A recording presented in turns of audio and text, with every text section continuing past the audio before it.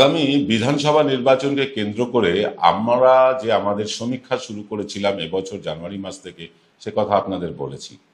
আলিপুরদুয়ার থেকে শুরু হয়েছিল সমীক্ষার কাজ। আমাদের মোট 16 জন প্রতিনিধি বিভিন্ন এলাকায় ঘুরে ঘুরে মানুষের মন বোঝার চেষ্টা করে চলেছেন আজকের দিনেও। উত্তরবঙ্গ জুড়ে সমীক্ষা করতে গিয়ে আমরা দেখেছি যে বিজেপির ভোট ব্যাংকে একটা ব্যাপক ধস বা একটা বড় ধস নামতে চলেছে, সে কথা বলেওছি আপনাদের। কিন্তু দক্ষিণ 24 পরগনা থেকে, মার্জনা করবেন, উত্তর 24 পরগনা থেকে আলিপুর দুয়ার পর্যন্ত সড়ক পথে ঘুরছেন আমাদের কনসাল্টিং এডিটর প্রসূন গুপ্ত। তিনি যা রিপোর্ট তুলে আনছেন বা এনেছেন এখন পর্যন্ত, তা তৃণমূলের পক্ষে মোটেও সুখকর নয়, বরং অনেকটাই বিপর্যয়ের আভাস তিনি পেয়েছেন। আজকের এক্স ফ্যাক্টরে আমরা তুলে ধরব প্রসূন গুপ্ত সেই চাঞ্চল্যকর রিপোর্ট।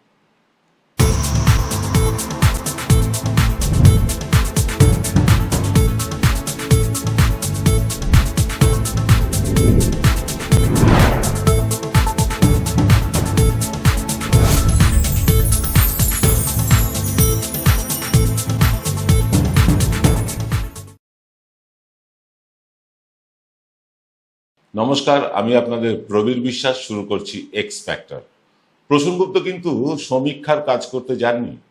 তিনি গিয়েছেন আমরা যে রিপোর্ট আমাদের সহকর্মীদের মাধ্যমে বা সহকর্মীদের কাছ থেকে পেয়েছি তার খুঁটিনাটি বিষয়গুলো জানতে, এবং আমাদের প্রতিনিধিদের সমীক্ষা কতটা নিখুঁত হচ্ছে তারই একটা খোঁজ খবর নিতে, ওভারঅল চিত্রটা জানতে তিনি বেরিয়েছেন।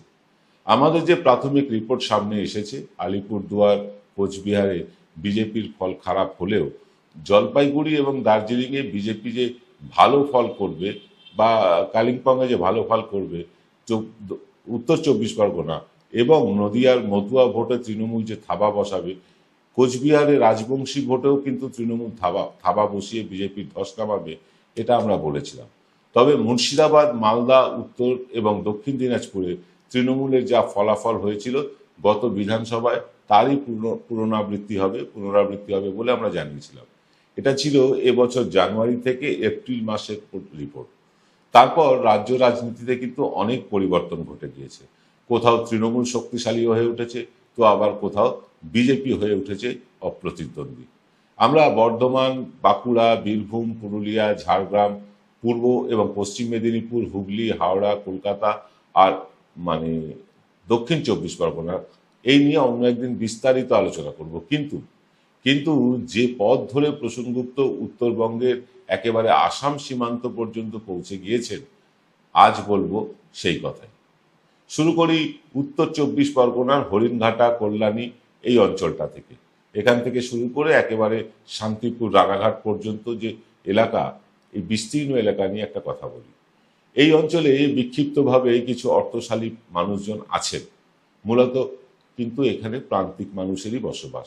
তাদের বেশিরভাগই কিন্তু আবার মতুয়া সম্প্রদায়।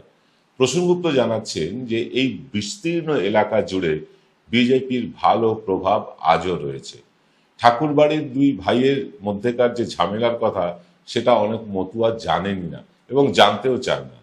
মতুয়াদের অনেকেই আজও বিশ্বাস করেন যে ভারতের নাগরিকত্ব দিলে একমাত্র মোদিই দেবেন। তবে মতুয়াদের মহিলা ভোট কিন্তু দ্বিধা বিভক্ত। তাদের অনেকেই লক্ষ্মীর ভাণ্ডার, স্বাস্থ্যসাথী, সন্তানদের কন্যাশ্রী, সাইকেল পেয়ে মমতা বন্দ্যোপাধ্যায়ের কাছে কৃতজ্ঞ। এর আগে 2021-এর বিধানসভা নির্বাচনে এই অঞ্চলে বিজেপি অত্যন্ত ভালো ফল করেছিল, আপনাদের সকলের মনে থাকবে। কিন্তু এবার মতুয়াদের মহিলা ভোট কিন্তু আর ঝাঁকে ঝাঁকে পদ্ম ফুলে পড়বে কিনা সেটা কিন্তু এক্ষুনি জোর দিয়ে বলা যাচ্ছে না। চলে আসুন নদিয়ায়। সেখানে বড় জোর একটি আসন বিজেপি পেতে পারে, আমাদের সমীক্ষাতেও তাই আসছে, প্রসূন গুপ্তও তাই জানাচ্ছে। বাকি প্রায় সব আসনে তৃণমূলের জয়ের সম্ভাবনা। যে আসনটিতে বিজেপির জয়ের সম্ভাবনা উজ্জ্বল হয়েছে সেটি হলো কৃষ্ণনগর দক্ষিণ। তারপর প্রসূন গুপ্তর গাড়ি ছুটেছে মুর্শিদাবাদ হয়ে মালদা। এই মুর্শিদাবাদ এবং মালদা জেলায় আমাদের প্রাপ্ত যে রিপোর্ট, আমাদের সহকর্মীরা যে রিপোর্ট দিয়েছেন, তার সাথে প্রসূন গুপ্তর রিপোর্ট প্রায় হুবহু মিলে গিয়েছে। মুর্শিদাবাদের বহরমপুর আসনটি ছাড়া একটি আসনেও জেতার সম্ভাবনা নেই বিজেপির। তবে এখানে একটা তবে আছে, তবে বহরমপুর আসনে কংগ্রেসের পক্ষ থেকে যদি অধীর চৌধুরী দাঁড়িয়ে যান, বিজেপিকে শূন্য হাতেই ফেরাবে মুর্শিদাবাদ জেলা। মালদায় কিন্তু চিত্রটা একেবারে অন্যরকম। এখানে মালদা, ইংলিশ বাজার, রতুয়া, বৈষ্ণবনগর আসনগুলোতে তৃণমূলের অবস্থা মোটেও ভালো নয়, বরং অনেক খারাপ।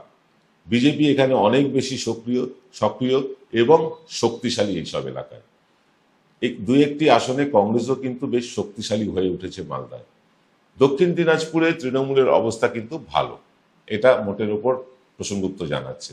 এখানকার বিধানসভা আসনগুলোর মধ্যে কুশমান্ডি, বালুরঘাট, কুমারগঞ্জ, হরিরামপুর, গঙ্গারামপুর এই আসনগুলোতে তৃণমূলের অবস্থা বেশ শক্তিশালী হলেও তপন বিধানসভা আসনটিতে গোষ্ঠীদ্বন্দ্বে জেটবার হয়ে আছে তৃণমূল। উত্তর দিনাজপুরের প্রায় সব আসনেই তৃণমূল কিন্তু বেশ শক্তিশালী। এখানে বিজেপির কোনো প্রভাব নজরে পড়েনি প্রসূনবাবুর। কিন্তু দার্জিলিং জেলার শিলিগুড়িতে ঢুকেই আবার কিন্তু অবাক করার দৃশ্য। তৃণমূলের নাম গন্ধটুকু তিনি পাননি শিলিগুড়িতে। চারিদিকে শুধু গেরুয়া পতাকায় মোড়া শিলিগুড়ি শহর। উত্তরবঙ্গের বাকি খবর নিয়েও আসছি আমরা, তবে তার আগে নেব ছোট্ট একটা বিরতি। ফিরছি বিরতির পর। Welcome to the world of civil business. A Bengali business personality and the most successful business group, Roy Construction Group of companies, now coming Sarib, West Bengal. Mr. Anup Roy, the managing director of the Roy Construction Group company, ready to serve his native land, the mother Bengal.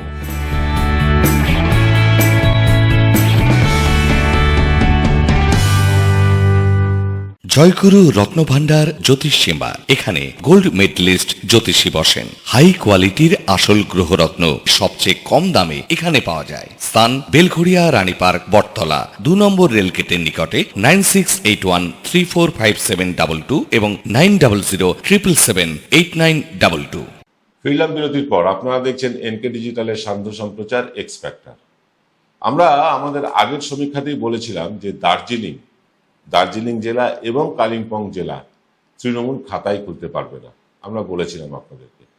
এখানে BJP রমরমার কারণ হচ্ছে পাহাড়ের গোর্খারা এবং শিলিগুড়ির যে মারোয়াড়ি সম্প্রদায়, তাদের মধ্যে তীব্র বাঙালি বিদ্বেষ।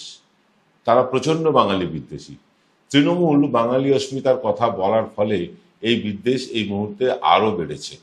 শিলিগুড়ি শহরকে দেখে তো আপনার মনেই হবে না এটা বাংলার একটা শহর, মনে হবে উত্তরপ্রদেশের কোনো একটা জায়গায় আছে। এখানে হিন্দিভাষী, গোর্খা, নেপালি ভাষীদের দাপটে বাঙালিরা কিন্তু দ্বিতীয় শ্রেণীর নাগরিকের জীবনযাপন করছেন। আসি এবার জলপাইগুড়ি জেলার কথায়।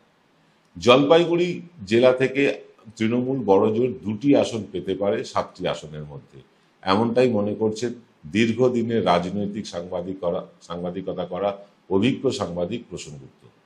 আমরা বলেছিলাম আলিপুরদুয়ার জেলায় বিজেপির ফল খুব খারাপ হবে, কিন্তু প্রসূনবাবু জানাচ্ছেন এই জেলায় এতটাই গোষ্ঠীদ্বন্দ্ব চলছে তৃণমূলের মধ্যে, জেতার সম্ভাবনা আছে এমন আসনগুলোতেও তৃণমূল হারবে শুধু গোষ্ঠীদ্বন্দ্বের কারণে। যারা নতুন দায়িত্ব পেয়েছেন দলীয় স্তরে, তারা কিন্তু পুরনোদের একেবারে ছেঁটে ফেলেছেন।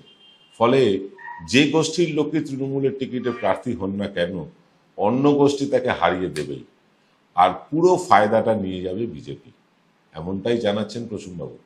কোচবিহারে অবশ্য ততটা খারাপ অবস্থা নেই তৃণমূলের। এখানে বেশ কয়েকটি বিজেপির জেতা আসনেও কিন্তু সংগঠন গুছিয়ে ফেলেছে তৃণমূল। তবে জেলার কিছু বর্ষিয়ান তৃণমূল নেতার আচরণে, ব্যবহারে বেশ ক্ষুব্ধ তৃণমূলের নিচু তলার কর্মীরা। কয়েকজন হেভিওয়েটও কিন্তু এবার হেরে যেতে পারেন টিকিট পেলে। আবার এমন কিছু মানুষ এখানে তৃণমূলের হয়ে জিতে যেতে পারেন যাদের প্রায় অনেকেই চেনেন না। এবার আসি একেবারে কনক্লুশনে, দীর্ঘ করব না। প্রসূনগুপ্তর বয়ান অনুযায়ী উত্তর 24 পরগনার উত্তর অংশে কৃষ্ণনগর দক্ষিণ আসনে তৃণমূল হারতে পারে প্রসূনবাবুর মতামত অনুযায়ী। নদিয়ার বাকি অংশ এবং মুর্শিদাবাদে তৃণমূলকে হারানো প্রায় অসম্ভব বিজেপির পক্ষে। মালদায় তৃণমূল বেশ নড়বড়ে অবস্থায় আছে।